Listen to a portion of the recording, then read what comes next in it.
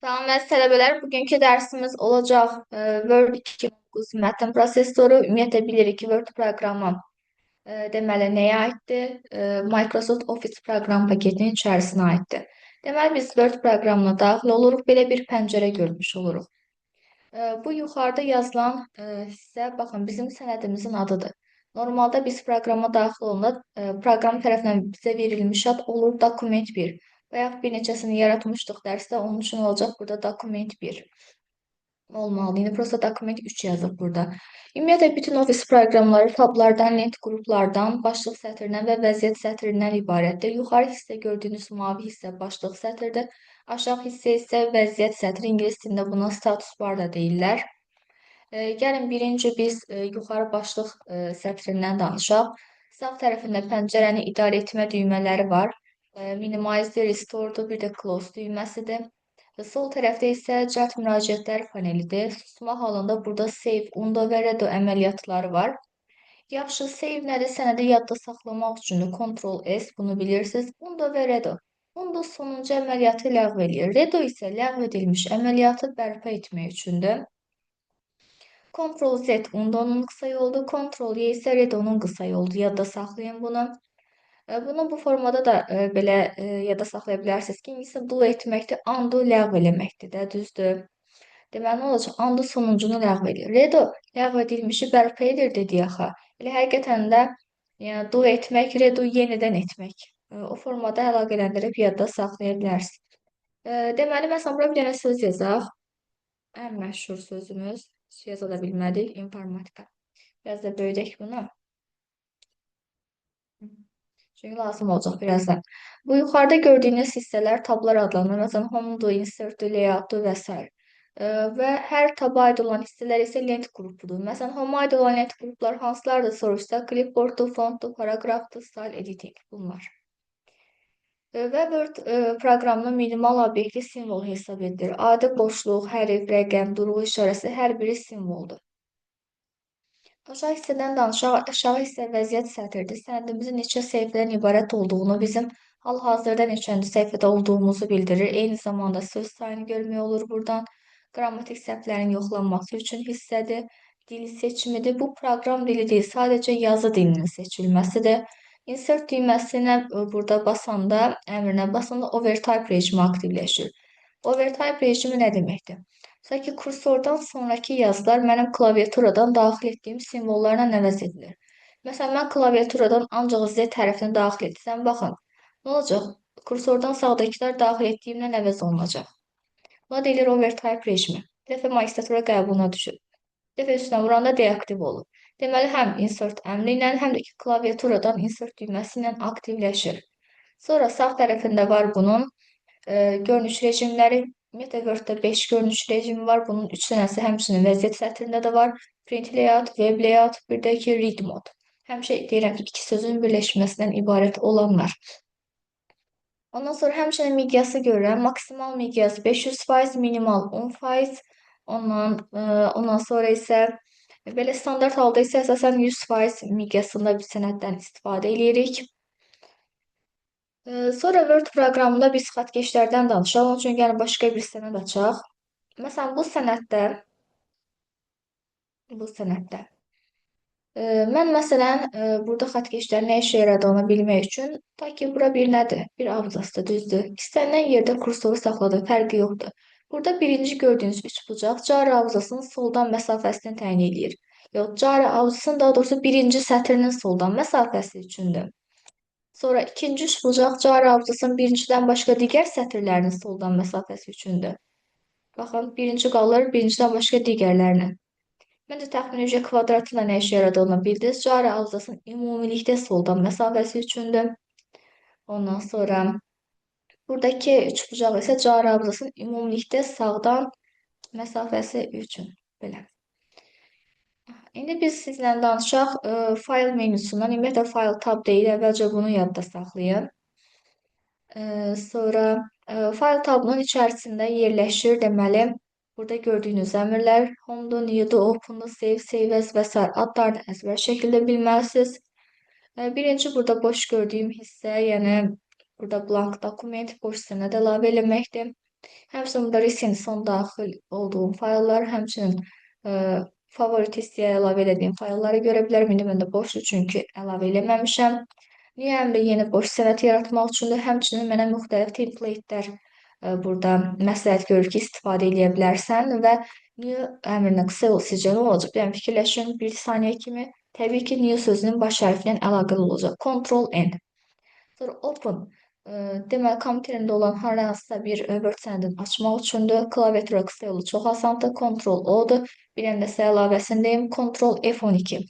Sonra info var. Sənəd haqqında məlumat əldə etmək üçündür. Sağ tərəfdə gördüyünüz kimi məlumatlar əldə edə bilərəm. Eyni zamanda sənədi buradan mühafizə edə bilərəm. Sənədin password, yəni şifrə qoya bilərəm, girişi məhdudlaşdıra bilərəm. Ondan sonra editingi məhdudlaşdıra bilərəm, oxu rejiminə qoya bilərəm. Sənədi mühafizə etmək həm faylda infodadır, həm save as-dədir, həm də review tabındadır. Ümumiyyətlə, gəlin biz başqa bir sənədi keçək, boş yaratdım. Çünki save as-ə görə bu hissə daha çox lazım olacaq bizə. Yaxşı, mən burada save-in üzərinə klikləyirəm, mənə save as-ə aparır. Niyə görə? Çünki mən indi buradakı açdığım bu Word sənədini ilk dəfə açdım da, əvvəlcədən bu sənəd üzərində işləməmişəm. Ümumiyyətlə, save əmri sənədi eyni adda yadda saxlamaq üçündür. Yəni tutaq ki, bir dənə sənədiniz var, hər gün nəsə bir dəyişiklik eləyib, hər dəfə save eləyib çıxırsınız da. Save əmrindən təbii ki, qısa yolu Ctrl S olacaq. Save sözünün baş hərfinə görə. Bir dənə də qısa yolu var, Shift F12. Amma save as isə sənədi müxtəlif adda yadda saxlamaq üçündür. Məsələn, tutaq ki, save as pəncərəsini buradan açdıq biz. Təkcə F12 düyməsini aktivləşir. Bu qısa yolları yaddan çıxartmayın. Lazım olur, qəbula da düşür. Save as-dən mən nə edə bilərəm? Sənədimin adını dəyişə bilərəm. Sənədimin tipini dəyişə bilərəm.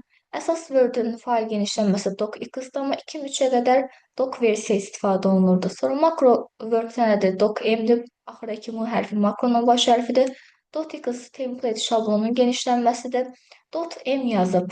Yəni buradakı makro şablonun genişlənməsi. T template, yəni şablonun baş hərfi, M isə makronun.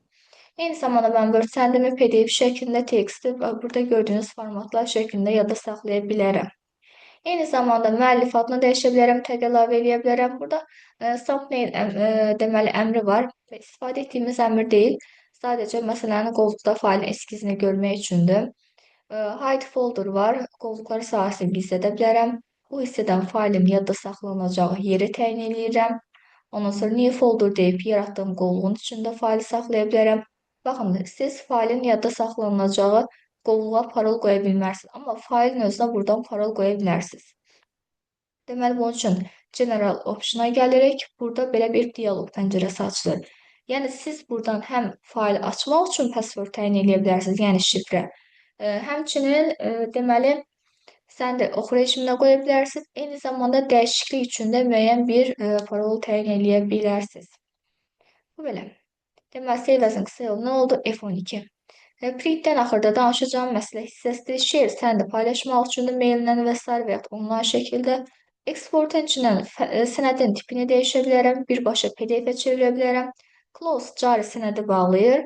Ctrl F4-dür. Həmçinin Ctrl W hərfi ilə də aktivləşir. Ondan sonra, amma proqramı bağlamaq isə ümumilikdə Alt F4-dür. Account ümumi hesabların idarə edilməsi üçündür. Bir dənə bunu yuxarı çəkək. Option var burada. Option seçim deməkdir. Təbii ki, buradakilərin hamısını öyrənməyəcəksiniz, ehtiyac da yoxdur. Burada məsələn display içində bir maraqlı əmrimiz var. Məsələn, aşağıda var print hidden text. Bu deməkdir ki, gizlədilmiş tekst çapda görünsün ya yox. Bir dəfə dim sınağı salıb deyə bunu tələbələrə deyirəm. Sonra proofing catch save əmri var burada. Save-in içindən maraqlı bir hissə var.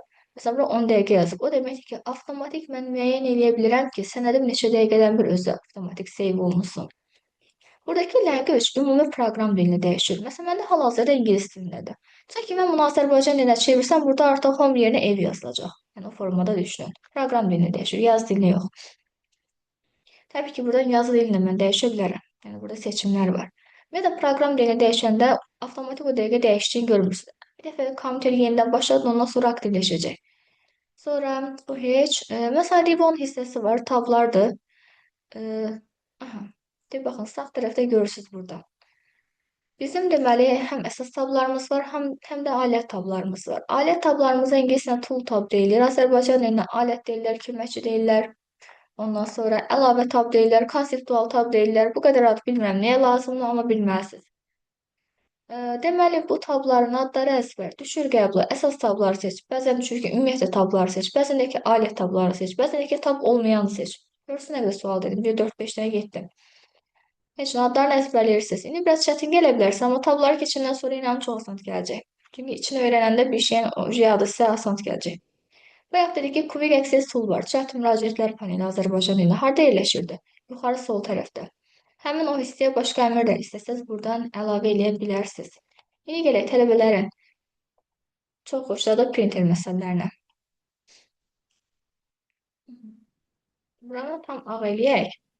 Yəni printer məsələlərində daha yaxşı bizə adı nədir, lövhə kimi olsun. Deməli, printer məsələləri, ümumiyyətlə print təmini bilirsiniz, çapa göndərmək üçün. Print sözünün baş hərfi nədir? P-dir. Nə olacaqsa yol, Ctrl P. Gördünüz asan, bir dənə də qısa yol var, biraz çətindir, Ctrl F2. Heç nə, bu da yadda saxlamalısınız. Printer məsələlərində təbii ki, hansı hissəyə diqqət edəcəm. Gəlin burada qeyd edeyim. Birinci rəngimizi dəyişək. Rəngdən xoşum gəlmir, qırmızı rəng seçək. Print all page var. All page hissəyə baxırıq, hələ nə işə yaradığını demirəm. İkinci bura baxmalıyıq, üçüncü bura baxmalıyıq, dördüncü bura, beşinci də bura baxırıq, heç nə cavabı alırıq. Belə. Yeni printer məsələlərində baxaq görək hansı əmr nə işə yarayır. Birinci var, print all page var. Adı üstünə yazıb da print all page aşağısında wholesale. Yəni hər şey çap olunacaq. Ta ki sizin 40 səhifəlik sənədiniz varsa 40 da çap olunacaq. Print selection var. İmeylə kursorla seçdiyim hissəni çapa göndərir. Bizə printer məsələlərini açıq lazım olmur. Sırf nəzəriyyə kimi ola bilər. Print current page var. Cari səhifədə çap eləyir. Məsələn, tutaq ki, mənim 40 səhifəlik sənədimdə mən 7-ci səhifədəyim. Bu o deməkdir ki, ancaq 7-ci səhifə çap olunsun. Current page olanda çox sevinir. Niyə görə? Çünki current page olanda həmişə kopya sayı mənim cavabım olur.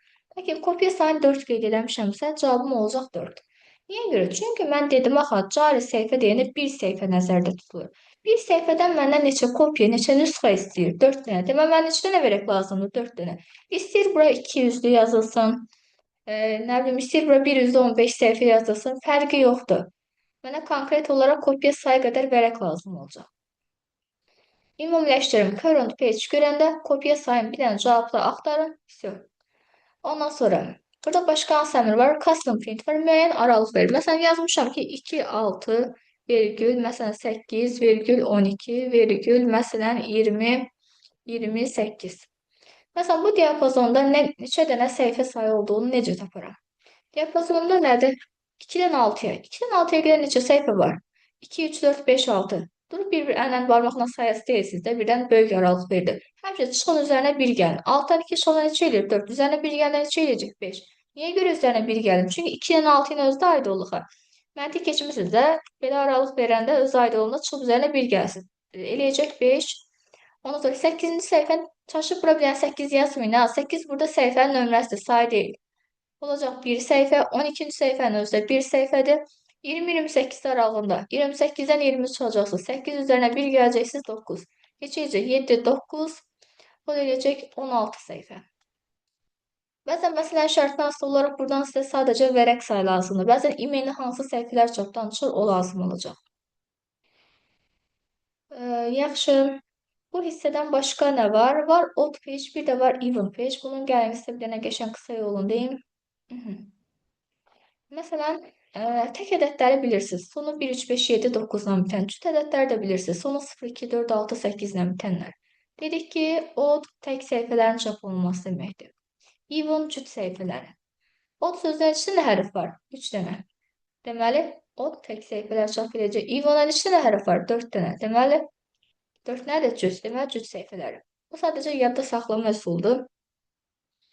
Əgər sizin sənədinizdə, tutaq ki, sənədiniz daha doğrusu 20 səhifəsə bunun yarısı tək olacaq, yarısı cüt olacaq. Niyə yarı-yarı bölündü? Çünki əgər 20 səhifəlik sənəddirsə, təbii ki, bunun yarısı cüt, yarısı tək olmalı. Çünki mən ədədləri sayan zaman bir tək bir cüt yerinə 1, 2, 3, 4, 5, birin tək birin cüt. Bunun üçün. Məsələn, 80 səhifəlik sənəddirsə 40-40 bölünəcək. 52 səhifədirsə 26-26 bölünəcək. Yaxşı, 53 səhifə olsa necə olar? Əvvəlcə gəlin 52 səhifəyə baxaq. Dedik ki, yarı-yarı olacaq. 26 tək olacaq, 26 dənə də cüt olacaq. Yaxşı düşünün, 53-cü səhifənin özü nədir? 53-ün özü təkdir. Deməli, 27 dənə tək olacaq, 26 dənə cüt olacaq. Əgər sənəddəki səhifə sayı tək ədəd olarsa, təklərin sayı cütlərin sayından sadəcə bir vahid artıq olacaq. Məsələn, 17 səhifəlik sənəddirsə, həmişə buna 16 kimi baxsa, 8 bölünəcək, düzdür? Deməli, 8 dənə cüt, elə bu dəyişməyəcək. Bir vahid artıq da tək olacaq. 9 dənə tək. Vəsə. Gördünüz nə sadədir. Bu hissədə mən ümumi vərəq sayını tapıram. Ondan sonra hansı vərəqlərin çap olunacağını tapıram. Sonra düşürəm aşağıya. Var one side əmri, bir də var both side. One side bir üzlü deməkdir. Both side iki üzlü deməkdir. One side niyə görə? Baxın, bir nümunə göstərək. Tutaq ki, çap yerinə gedirsiniz. Deyirsiniz ki, mənə bir üzlü çıxar. A4-ün bir üzü ağ qalır, bir üzündə çap olur. Tutaq ki, sizin 10 səhifəlik sənədiniz varsa, çap yerinə gedib bir üzlü deyirsinizsə, sizə 10 dənə A4 vərəqi lazım olacaq. Əgər both side desə, sizə 5 dənə A4 vərəqi bəs edəcək. O üz bu üz çap olunacaq deməkdir both side. Deməli, mən both side seçəndə nə olur? Vərəqə 2 dəfə qənaət eləmiş oluram. Həmişə both side görəndə buradan aldığınız vərəq sayını both-a görə 2-yə bölməlisiniz. Tutaq ki, 8 onda 5 aldısa, bunu da 9 götürməlisiniz. Sonra var collated and uncollated hissəsi. Bu hissə deməli nə üçündür?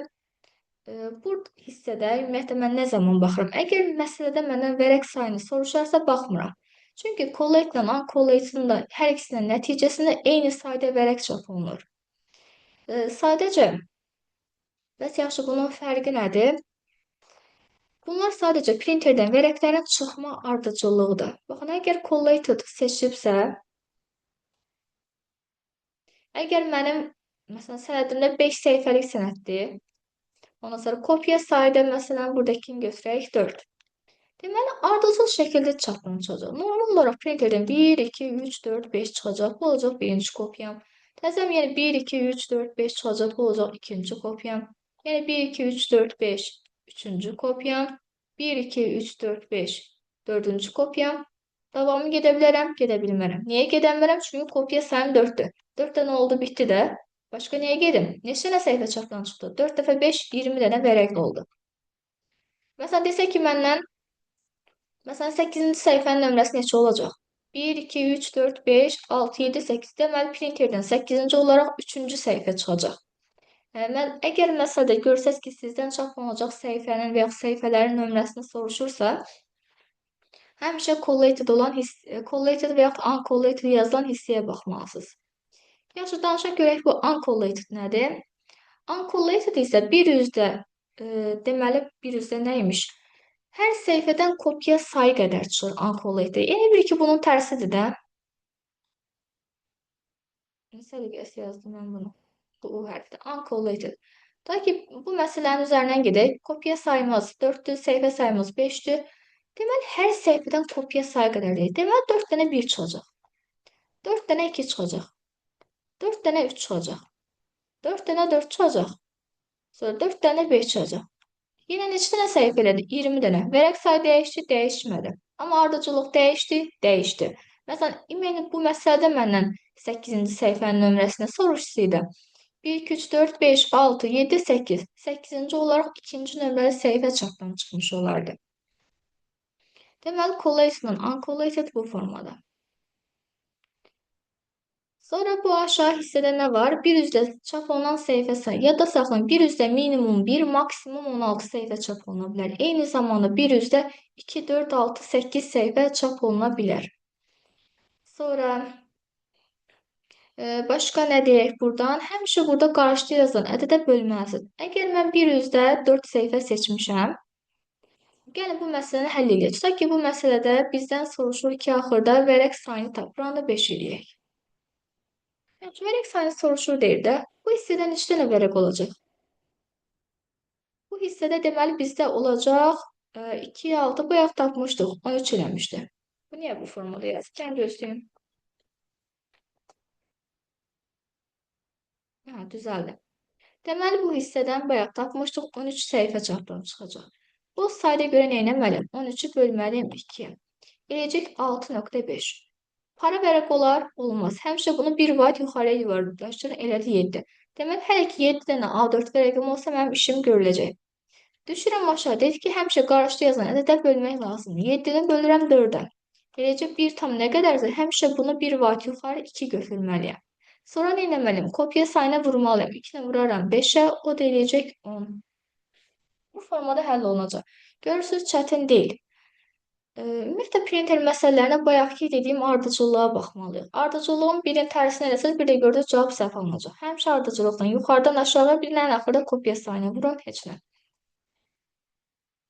Bir də ki, din belə bir məsələ tipləri bir də görsən tərtib eləyir. Sizdə sualın şərtində soruşur ki, çapdan çıxacaq minimum səhifə sayını tap və yaxud çapdan çıxacaq maksimum səhifə sayını tap. Və çap neymiş bu? Screenshot hissəyə bu aşağını daxil eləmir. Yəni biz görmürük bir üzdə neçə səhifədir. Zaten elə ona görə deyir də bir üzdə deyir ki, məsələn minimum neçə səhifə çapdan çıxar və yaxud deyir ki, maksimum neçə vərəq çapdan çıxar. Əgər bizdən minimum səhifə sayını istəsə, mən 1/16 götürməliyəm. Çünki mən 1 üzdə olan səhifələrin sayını artırsam, nə olacaq? Mənə daha az vərəq lazım olacaq. Bir var 1/1 səhifə ola. Bir var ki, 1/16 dənə səhifəm var. Tutaq ki, 16 səhifəlik sənədim var mənim. Əgər bu 1 üzlü seçilərsə, 1 üzlü dediyim, yəni 1/1 səhifə olarsa, elə mənə neçə dənə lazımdır? Elə mənə 16 dənə A4 vərəqi lazımdır. 16 yox, elə Hərdə 16 dənə A4 vərəqi lazımdır. Əgər 1/16 səhifə seçilərsə, mənə elə 1 dənə A4 vərəqi lazım olur. Çünki yəni 16 səhifənin hamısını yerləşdirərəm də bir səhifəyə. Bunu şparqalka hazırlayan tələbələr yaxşı bilir. Şparqalka hazırlayanda nə olur? Xırda-xırda yerləşdirirsiniz də, sonra kəsib qoyurlar ciblərinə. İmtahanda istifadə edirlər. Və şəkildən baxanda da tutmaq olur. Əgər məsələdə məndən maksimum səhifə sayını soruşsa, mən 1/1 səhifə götürməliyəm. Bunu bilən yazdım, yəqin ki, qeyd kimi götürəcəksiniz. Deməli, məndən maksimumu soruşanda 1/1 səhifə götürürəm. Minimum səhifə sayını soruşanda 1/16. Yəni, ikinci variantda vərəqə 16 dəfə qənaət eləmiş oluram, belə düşünün. Gəlin bir yerdə printer məsələlərinə baxaq. Məsələn, bu məsələyə baxaq. Deyir ki, çap üçün neçə vərəq istifadə olunacaq? Baxıram, görürəm ki, 1, 6, 8, 12 yazıb. 1-dən 6-ya 6 səhifə var. 8, 12-nin hərəsi 1 səhifədir deyə eləyəcək 8 səhifə. Görürəm, bu hissə mənə lazım deyil, collated. Niyə görə? Çünki vərəq sayını soruşanda demişdik ki, bu hissəyə baxmırıq. Sonra aşağıya baxmalıyıq mütləq. 1/6 səhifə 8-i bölərəm 6-ya cavab bilir 1 tam nə qədərsə, mən bunu nə götürməliyəm? Bunu 2 götürməliyəm. Ondan sonra nə etməliyəm? Ondan sonra heç nə. Kopya sayına vurmalıyım. 2-ni vuracağım 6-ya, o da eləyəcək 12. Görürsünüz, çətin deyil. Ardıcıllığa fikir verin. Ondan sonra bu hissədə nə var bizdə? Bizdə deyir ki, 1-dən 10-a qədər olan səhifələr çapdan çıxacaq. Printerdə də cəmi 5 dənə A4 vərəqi var. Deyir, hansı səhifələr çap olacaq? Ardıcıllıqla necə baxmalıyıq? Kopya sayı 3-dür. Heç nə bunu bildik. Print all page yazıb bütün səhifələr çapdan çıxacaq. Məndən çıxan səhifələrin ardıcıllığını soruşanda, hansı səhifələrin çıxdığını soruşanda həmişə bu hissəyə baxmalıyam. Uncollated-dan çıxıb. Uncollated necə idi? Hər səhifədən kopya sayı qədər çıxacaq. Yəni birinci səhifədən 3 dənə, ikinci səhifədən 3 dənə, üçüncü səhifədən 3 dənə, ən sonunda 10-cu səhifədən 3 dənə çapdan çıxacaq, bitəcək, yekunlaşacaq. Cəmi mənim 5 dənə A4 vərəqim var axı. Deməli 3 dənə 1, 2. Hansı variantdadır? Y variantında. Bu belə. Əgər uncollated yox, collated yazmış olsaydı, elə ardıcıl olaraq 1, 2, 3, 4, 5 çapdan çıxmış olardı. Sonra var burada məsələ 3 var. Bizdə deyir ki, 20 səhifəlik sənəddə çapa göndərilib. Yaxşı, görəm elə 20-dir. Bura od yazmayıb, even yazmayıb. Deməli 20-nin hamısı çap olunacaq. Sonra boss saat yazıb. Boss 200-ü deməkdir. Demişik boss göndərmişik 2-yə bölün. Elədi 10. Sonra aşağıdakı ədədə bölmək lazımdır. Onu bölərəm 4-ə. 2,5 edir. Bunu nə götürməliyəm? 3 götürməliyəm. Sonra 3-ü nə etməliyəm? 5-ə vurmalıyam. O da eləyər 15.